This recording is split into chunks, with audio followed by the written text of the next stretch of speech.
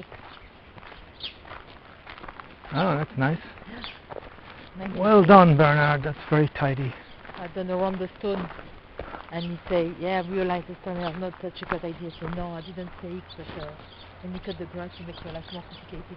But it's got some big, nice, big rocks. I have to take one for our garden, you know. You see it on the rock? Where did he go?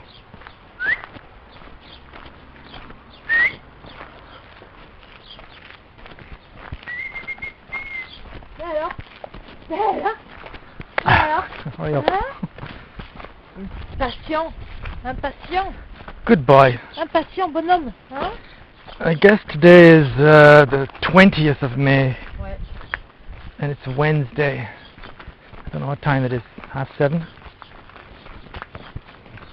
Oh no, I think it's 8. 8? Yeah. Stop. Stop. Good boy. Wait. Oh, shit, I forgot to put my hat. Stop. Stop. Yeah. Allez. Allez.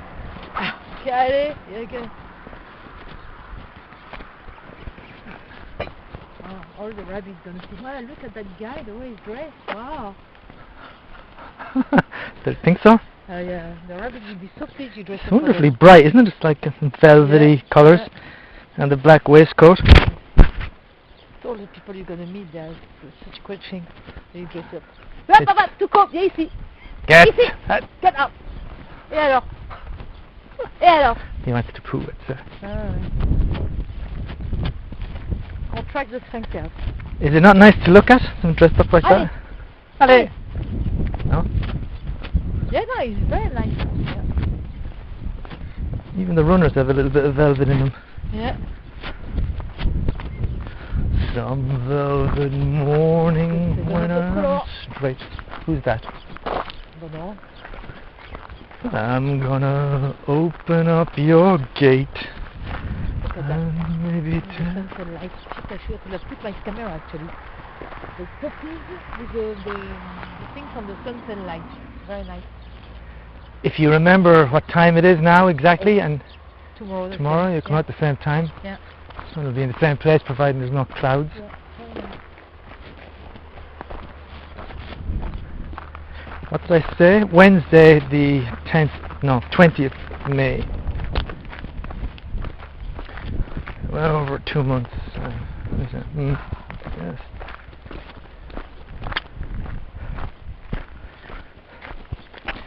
So we're recording now, so Ah. don't say anything about your brother, like what you're saying.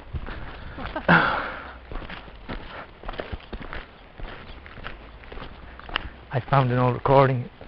We were going to bed and I'm trying to get you to say something. I'm recording and I'm trying to say, so what's the story about Alex? Did you say he was getting divorced again? But you knew I was recording. So you were being like, no, nothing wrong. And then I'm like, and then what about Axel? Is he really, did that Amandine really have a black eye? I'm trying to get all this, I was trying to get some. Did I get that? Uh-oh. That wasn't me, that was That's Flo. what you say you were a bit bloated earlier on, no? You say, now we know, there's some gas in your No. body. No. Ah non, Vas-y. enfin il va être fouillé maintenant. Just thinking. Yeah. Yeah, I deleted it, by the way, that piece, just in case somebody had to hear it.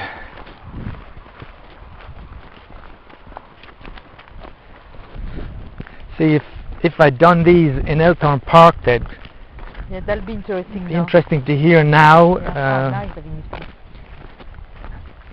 because the only one I have is when I was just messing around with the Evic. You know, there's a recording thing on it, and you were cooking the dinner, I think. Yeah. But it's So only- it it's must only have a been when second. You just got your EVIC, and you got the EVIC just before we moved to France. So it must be 2007. Mm. Yeah. I did find one from 2007 as well, from Athena. Just again, just a few seconds. Yeah. I hear myself going, it's 4 o'clock in the morning and I'm at the reception in Athena and I'm falling asleep. And that was it. But if you'd had something like this, we didn't really have that technology even back then. You know, when Rowan and Laura and all those came around, you just put it somewhere and you let it record for the evening. Yeah.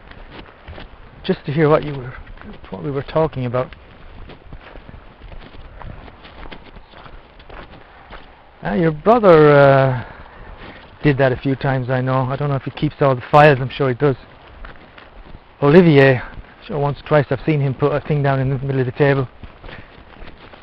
You know, in a glass. To Alex pick does up. that. Alex, yeah? Yeah. So does Olivier. Olivier as well? I've seen him do it a few times, yeah. Really? Oh, what's that?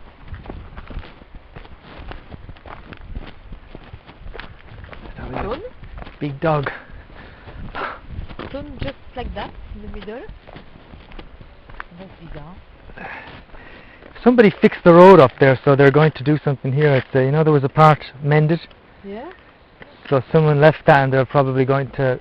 Come on, the Someone else is going to come and try and block off some of these things. I'd say there's people maybe drive up and down quite a bit here that live over in. Yeah. Maybe they're getting fed up with the state of the. It's not a road, is it? What would you call it? Path. Path, That's track. what we're going to use tomorrow. Mm. Path.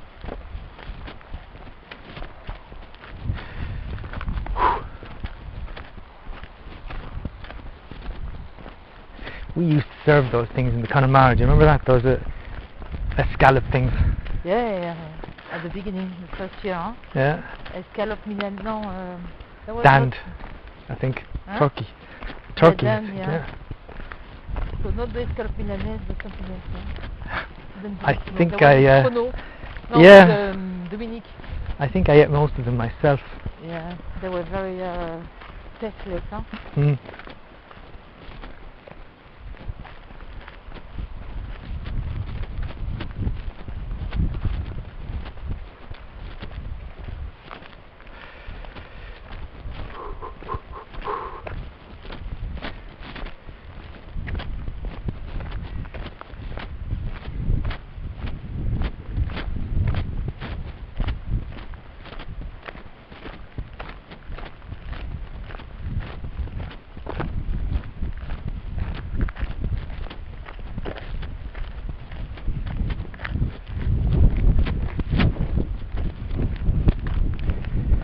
Yes.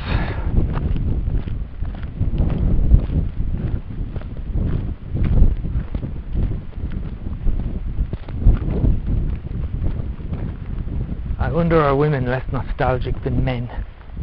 Less nostalgic? Like a different faculty or interest, you know? I notice you're not, which is probably, it's not a bad thing, maybe even a good thing, not to be backward looking. No, yeah, it's not good because you're not interested in looking at stuff. I've never seen you ever go near the... Nostalgie brings melancholy. It doesn't to me. I mean, I like looking at stuff. I get something else out of it. Yeah. But me will bring melancholy. for you it maybe, yeah, I know, because with you, when you look back at those photos, you tend to just, the main thing you say is one thing that you say over and over again. What do you say over and over again? The same things that you've been saying to me over and over and over again. No. Yes. You say, oh, I have less wrinkles. Oh, I was looking younger. So that's what you say over and over again to me. So I know. Apparently that's what I say each time. No, you say everybody looks younger.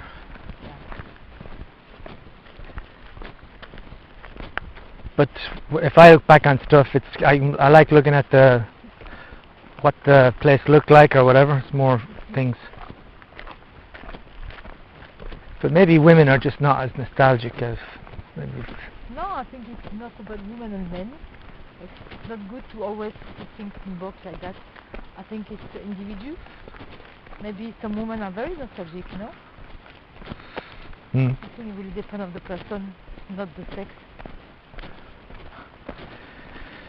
It's good, I suppose. You're never interested in looking back over old files or pictures or anything. Oh, I'm tempted, huh? But no, not for us, it's too fresh. And but when I was 10, 15, I like to find back all my youth album. My first album when I was maybe 11, 12, up to my 20th. Mm. They're still somewhere in the attic in Marvel. This one I like to see them because it's beyond nostalgia, you know? It's like watching another life. Yeah. And that I like, yeah. But us, we've seen them so much by making so much movie, we're so self-centered that I know all the photos by heart, and I think it's a bit... I show them a lot, I think, because it's easy to go back on things when it's all on the computer, yeah, isn't exactly, it? Yeah. You just click the mouse and you can bring up all kinds of things in a minute. Yeah. That's true. So we're very self-centered people, so we do spend a lot of time around us, looking at us, you know? No, you don't. I do, maybe. You don't. No, we do as well. I mean, I do as well when we do museum, we watch photos and things like that.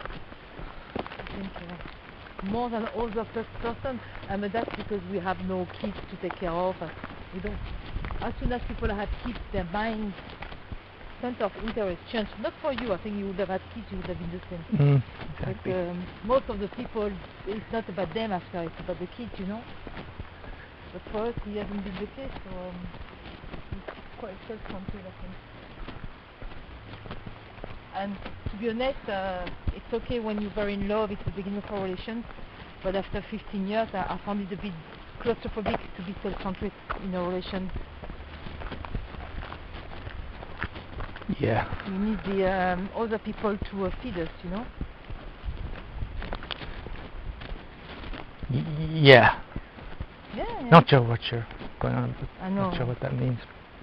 Other people to feed. But we need not to I don't be know. self-centered.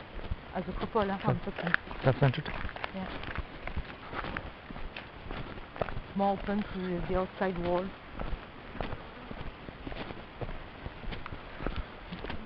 Not being that exclusive, you know, just to go you and me. That's why tomorrow it's good that we go out with other people. Yeah, I like going out with other people too. Yeah. You can see Nick and Martin are very in a hurry to contact us, huh? I think Martin, she has some issue with you. Yeah, I think she's everybody so does. much, Everybody does. she's lacking so much of confidence that she's taking personally, you know? Because you've done nothing bad except being yourself, you know? So I remember the first few years she was always defending you. I remember. I can see the transfer, you know, as well from her own relation with Mick. The same way. And we can't connect with everybody, that's for sure.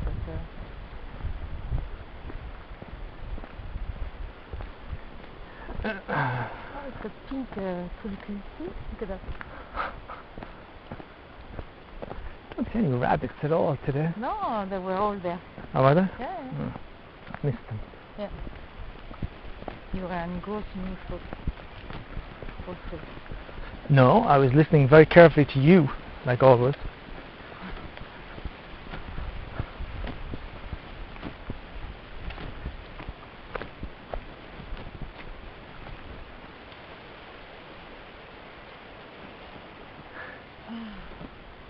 I like to have food like that.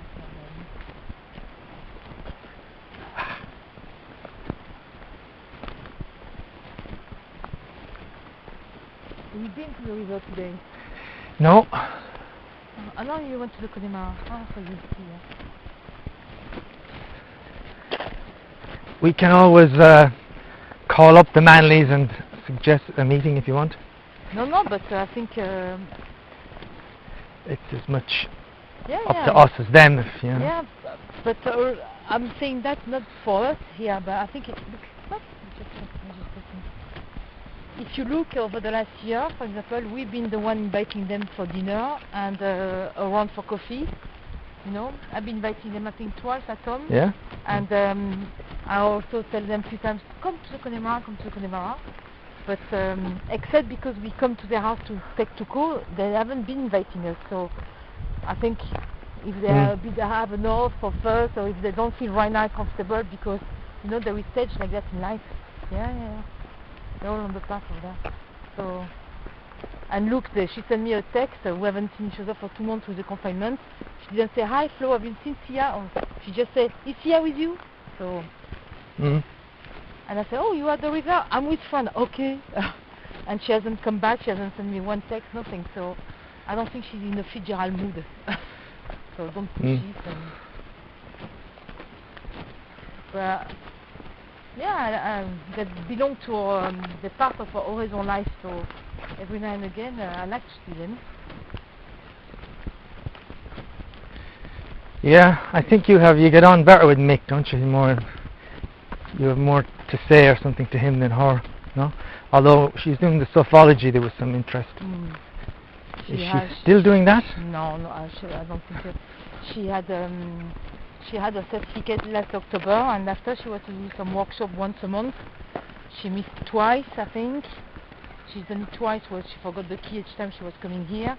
And after you have the confinement, and during the confinement I said, oh, you could do maybe some relaxation on YouTube, but not everybody is comfortable, huh? So and she was Zoom.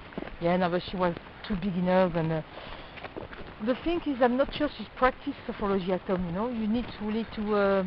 I don't find her. You know, I think it was one of these things which seems to fade a bit away. Yeah. You really need to work after at home. You know, you need to have a proper passion about the thing. No passion, but practice. Yeah, you can't. Proper practice. She's very academic, but there is nothing better than experience. So she fights for 2 years to get that training paid by the government, and then she got it paid. It was very expensive, 6,000 euros for 2 years. She got it paid. She was very motivated because she had 1 weekend every month, and that's what happened with a lot of people doing training. Huh? I wonder what did she expect to get from it? Was she expecting something that didn't materialize? A change in her life, I think, a transformation. And she had it, I remember at the beginning, because she stopped smoking, she was doing that and that. She said, wow, it's incredible, the experience I had this weekend. She was sharing a few of her experience, you know. But then after, it's very easy to see a quick progression, you know. It's like a little kid who doesn't walk and suddenly he walks. So it's a jump on the evolution. But then after he's going to walk, his steps going to be more stable, stronger. But this change, you don't see them, you know, they're more settled. And she had that quick change things, and then after, it's because I say that because I think it's the same for yoga. And after you have, when you learn a language or anything, you know, there is some moment you really have the feeling that you're learning a lot, and after you got even the feeling that you're regressing, you know. And if you don't keep practicing, you get demotivated and disconnected from the thing. And I think it seems from outside, my intuition would say that is what's happening with her. Because she wanted to do sophrology, hypnose, cabinet. Hypnosis. Yeah. So maybe with the confinement, and she tried this year. And please, because she wanted as well us to change all the statute of the association, you know, doing yoga, sophrology, blah blah. And me, without telling her, I was thinking, let's give her 1 year test to see if she really likes teaching, you know, and transmitting the thing. So, because she's always worked for public service. Public service people are kind of assisted, you know. People do things for them. They don't take initiative. I haven't got that personality. So I think she will keep going, but it's kind of timing. I'm sure she's gonna. I wonder if she's envious of you doing the Zoom. I don't think so. No. No.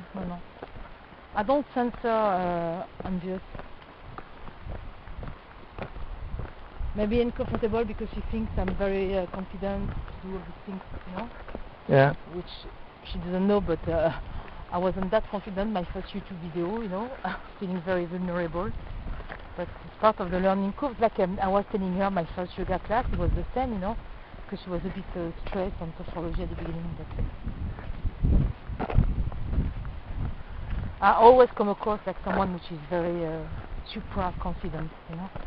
Like you thought, like a lot of people thought. They don't see underneath my vulnerability. Voilà. No, because you hide it very well. Do I?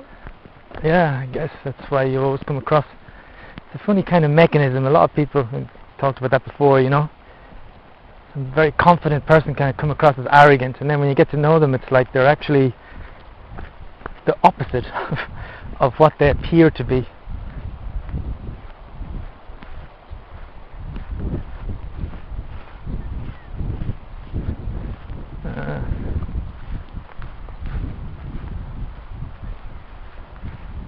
What do you do not to come across like very confident? I've seen people that are not confident. You say that you stress, you say that you have anxiety, you say all these things? Yeah, you're honest about how you feel, I suppose, and then... Yeah, but if nobody asks you how you feel, because she doesn't ask me, she never asked me, how was it to start the yoga, how did you feel? Oh, you just people tell her. don't ask me, you know? You could just... you could just say yourself, God, without even being prompted. You could say, oh, I was really nervous doing that, blah, blah, blah. And then she might say, really? I wouldn't think. And I'd go, no, I'm like this, blah, blah, blah. Like you tell me, I mean, you know. So when I met Linda, I know, but you really don't seem to be stressed when you're doing yoga and everything, so... But when I met Linda a few days ago in Carrefour parking, and I was explaining her, she said, but if you email blah blah for the internet class, I said, but you know, I started with the YouTube and I was really not comfortable. I felt very vulnerable and blah blah, but the girl seems to like it, so I kept going. So like that, for example, that show my, Yeah.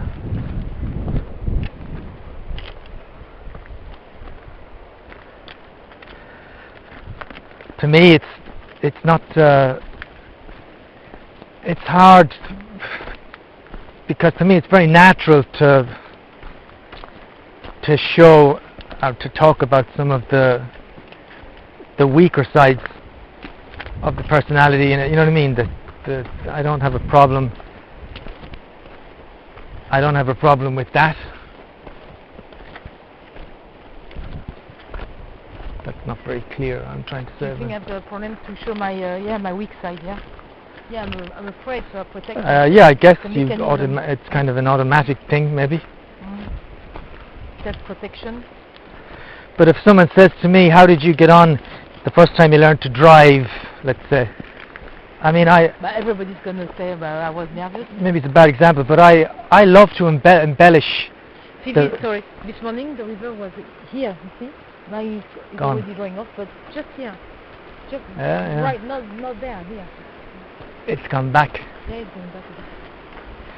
If someone is asking me about that, I enjoy telling the disaster story of I had an inspector teach me and blah blah, and he was teaching me every day for months, and then I did the test and we followed the guy around, so I knew I was going to know which route to go with the car, and then I did my test and I failed, and I just think I love the story because it's just so funny.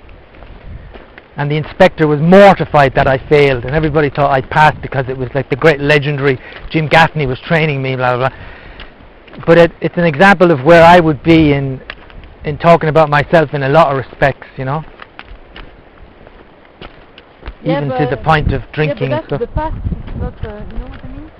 You're talking about yourself on the past, so it's very But I do the same in the present. If it's not something would be a big deal. So if I was in a situation where I was going to give a talk on something or other in front of a crowd, I think I'd just be honest about. Don't want to fall into the river to go. No, to go. I've got. I think it's really a mechanism of self-protection with me. Yeah. It's not being arrogant. No, I don't think you're arrogant. I can come across like overconfident and arrogant. Nothing to do with that.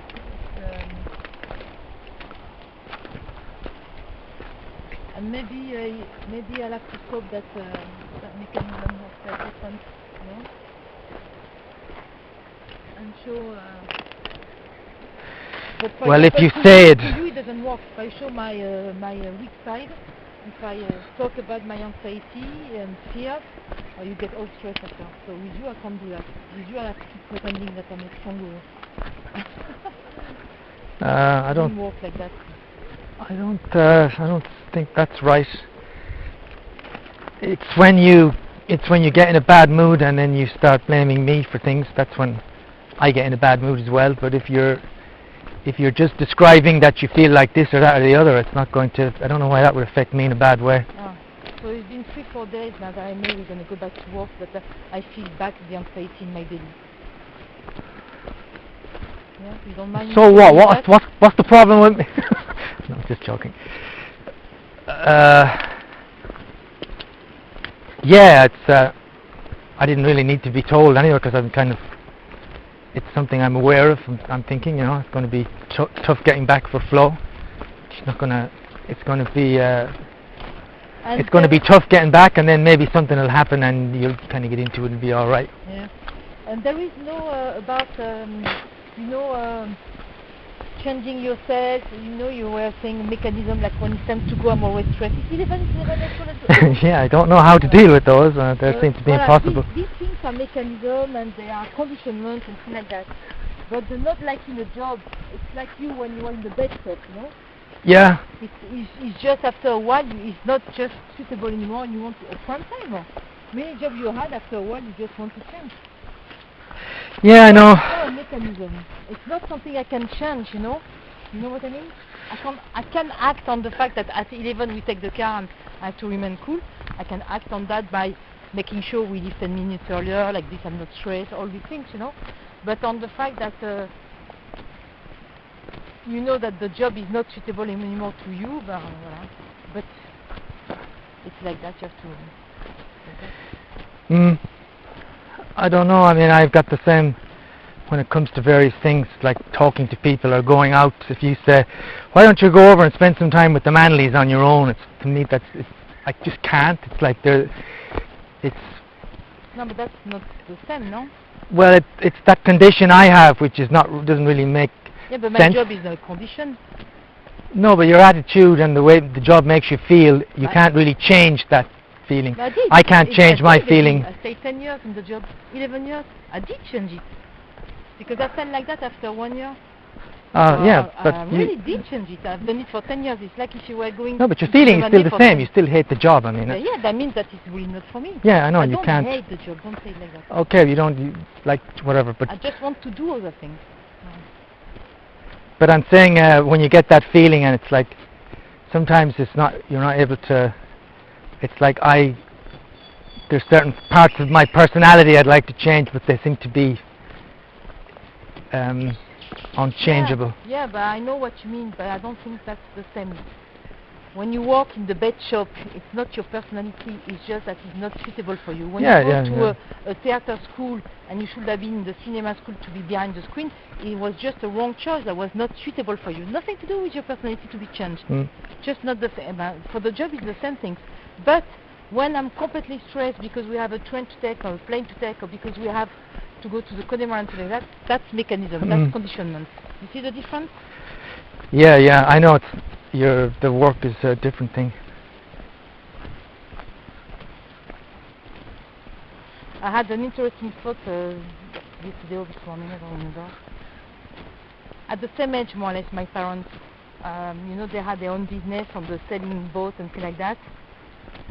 And I wonder if that had an impact on me or not, but my dad wanted to sell, the business was called Volleyvent. Yeah, the boats. Yeah. I think he tried to sell for 5 or 6 years, and my mum really didn't want it. First, she liked the job, and she also had the security. It was a prosperous company who was feeding the 7 kids. They had 7 kids at the time, and all that things, and for her, she said, "Man, we're not going to leave that job, and what to do?" And she stopped him for many years, and at the end, it was becoming so a pain in the ass that she accepted to sell. And they put on, but that lasted because I think I heard this conversation, maybe for 5 years. So they had big arguments about that, and they agreed not to sell. And few years later, my dad came back on a bad mood. He had enough. And my dad's motivation seems to be my motivation, which is he liked the job because he went back in Tunisia to do the same job. So it was not about the job, he just wanted some challenge, some excitement and things like that. And my main motivation seems to be exactly the same than yours. Comfort zone, security, the fear of the unknown, you know? Yeah, but if the job is making you kind of sick, you know, if you've got a pain in your stomach thinking about it, and if it's continually like that and you really hate it, then I think... Anxiety, yeah. I'm already anxious even before it starts, you know? Which is stupid, but... and then you go into the rhythm, the adrenaline, and you forget about that things in your belly, you know? Mm. Because you... Like a lot of things in the world, you learn to cope with it. But it's not natural. You really put it on the face, you know? I'm really going to put on the face, yeah? Especially after this 2 months, very special of confinement, like you said today, they were, what did you say? A gift in the life? Mm. Say something like that, no? These 2 months of confinement were yeah, it was like... a gift, something exceptional.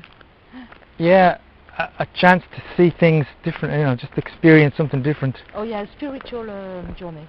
Mm.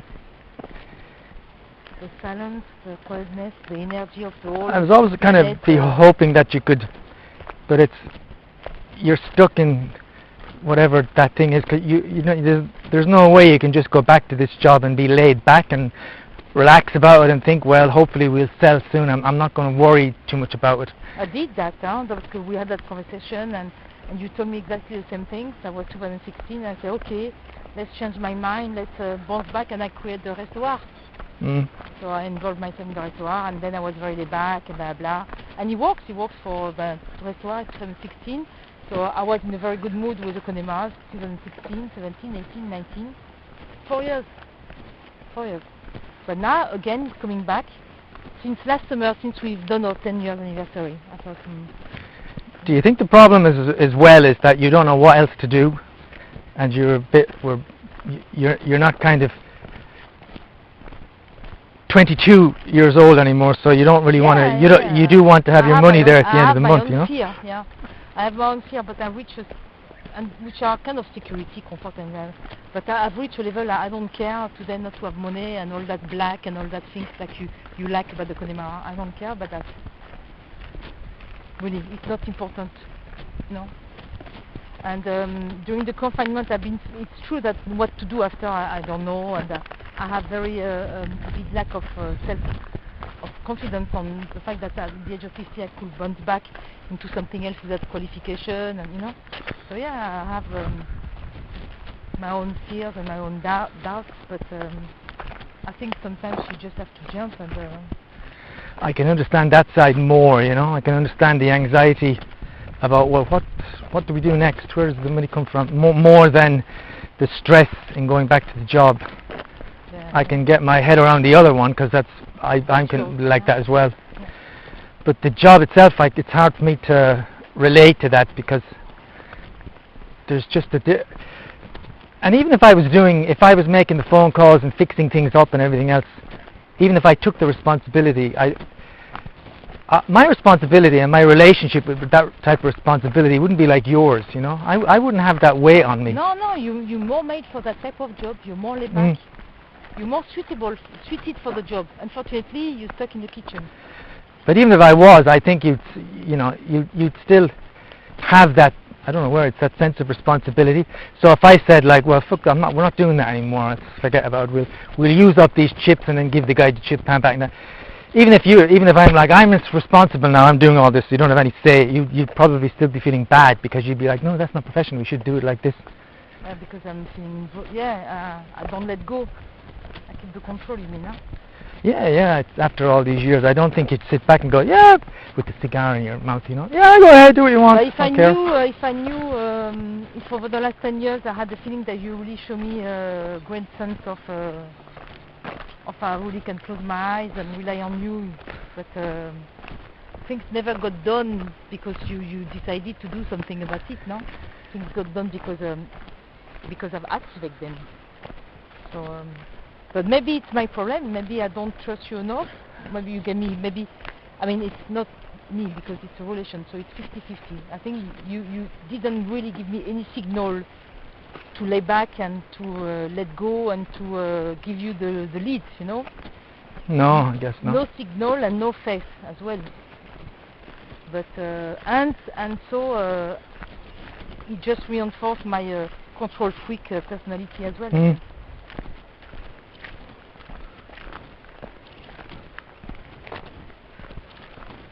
Because if I'm involved in the business, I'm okay to let go, but I want to let go to someone which for me had the same way of working.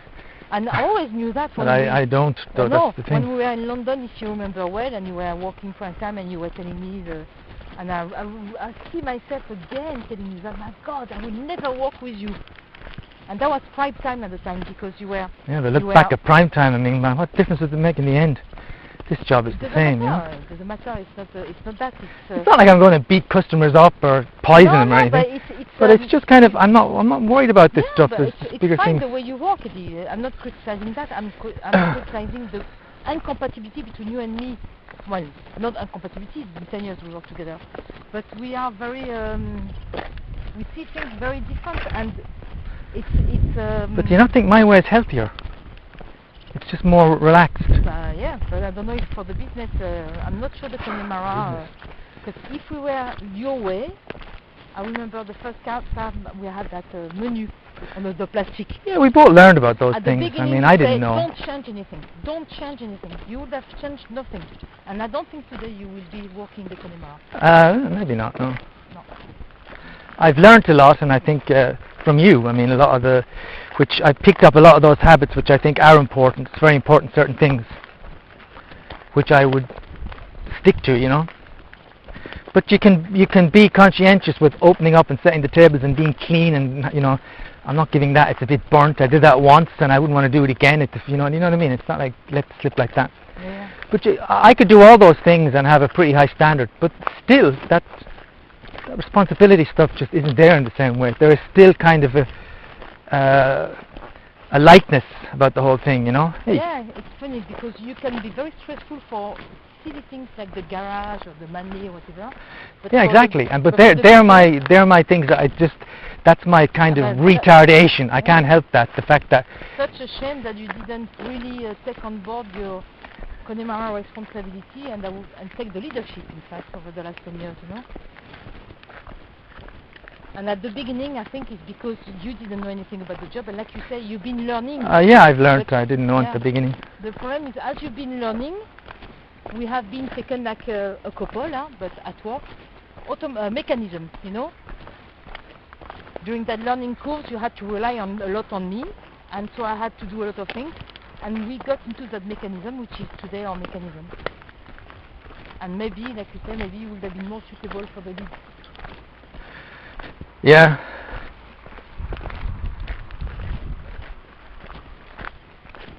Psychologically, I think for me it's nice to know you got someone you can ask for things, you know, and you know that person can do it and things like that. It's silly, but having Bernard there, you know, for example, if I have a DIY problem or whatever, you know, I feel secure. I know I can ask him. He's there, you know. You know what I mean? Yeah, I can't ask anybody anything. It just feels to be this block. But no, it's me. I can't ask that with you. You know what I mean? I'm not talking you with other people. I'm talking me towards you. That sense of, and it's not because it's a defect in tattoo, huh? But you know, it's that. That's good. I think it's more. It's probably a bigger advantage. You can go and ask lots of people to do things rather than ask your husband. It means you've got a whole load of friends and stuff. You've got a good exterior, you know. If it was just me all the time and you weren't speaking to anybody else. Yeah, but I feel better in the Tuileries. Before I was feeling alone, you know. It was always a struggle to go and ask people to Joël for things. With Bernard, I know I can count on him, you know. Yeah, you seem very comfortable going to other people. I mean, you just do have a certain. The extrovert is a confidence in other people, a confidence in other people, and you're more positive about people and the world. You got a nicer, positive attitude, and that is just part of a different personality type. Mine is negative. Everyone is going to kill you. You know, it's like just the way it is. Yeah. I wish I could change it. Problem everywhere. People are going to kill you. People don't like you. I mean, when in Guadeloupe that time, you get out of the car to ask all these guys I'll never forget that, you know. Yeah. We're lost in the middle of the night, and to me it was like, we're just never going out, we're alive, we're a bunch of black people. But you were going up in your skirt and blah, blah, blah, and it didn't, you know, to me that was like Allez! Yeah, that was a shock. terrifying kind of situation. Maybe You're you in, got drunk completely the following day and it's like you're walked in the away middle of, without you're in the middle of Africa, which you aren't really, but it felt like it, and you're driving around and France. I know, it's in my mind I'm saying what it was like. It was like being in the middle of Africa, there's a civil war going on, these people are cannibals, and we're trying to find a place to stay, and I wish I wasn't like that, but... Looking back at that memory, you can really say you have really evolved since then, no? Have I? Yeah. I don't think you would feel like that now if you were going to, even if you were going to India with all this poor, you could be with your sensitivity shocked of the dirty and poor and things like that, but I don't think you will have the same fear, no? Am I wrong, no? I'm older. But it's a core thing in me. I remember when I was having trouble in our house one time when I was 16 and the water was coming out of a pipe, and anyway, there was no one there, only me in the house. And water's coming out of a boiler and I'm panicking, and I had to go in to ask Kieran Egan, big Kieran. Your cousin? No, not the cousin, the dad. Ah, the dad. Who, you know, I had to ask him, whom I would never speak to. It'd be like me going to Savage. Yeah. You know what I mean? Except And I just had to go and ask him because I was panicking and I thought the house was going to blow up. And he was as shocked to see me as I was to go in and knock on the door and go, Kieran, I need your help. And it must have been like probably double take, you know, who are you? Oh, it's fucking the other guy from, you know. But even back then it was so tough to do that. It was kind of, do you want to go and ask Kieran away for the house to blow up? And it was like, oh no, let me think. But it's like you in the airports, it's a cross, you know, it just doesn't seem to be, it's slightly better but not much.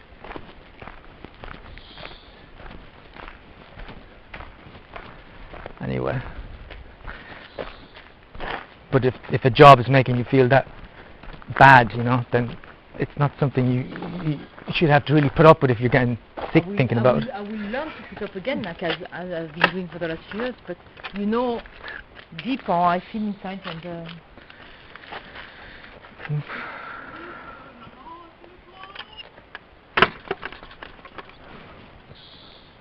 What was that? No. Somebody singing? Crazy.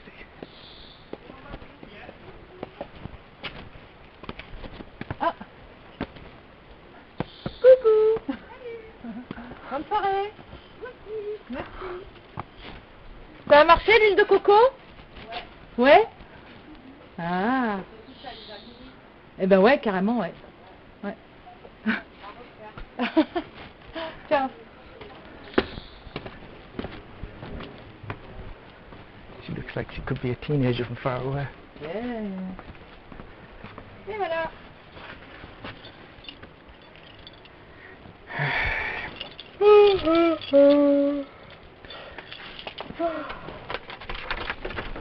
Allez. Allez, Mr. Plunkett.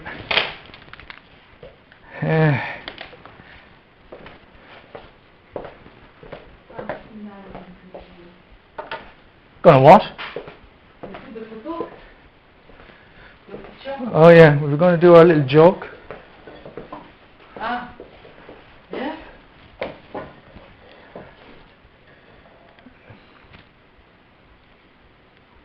Get you don't film, just audio. No, I get the camera. I mean, I get my mobile phone.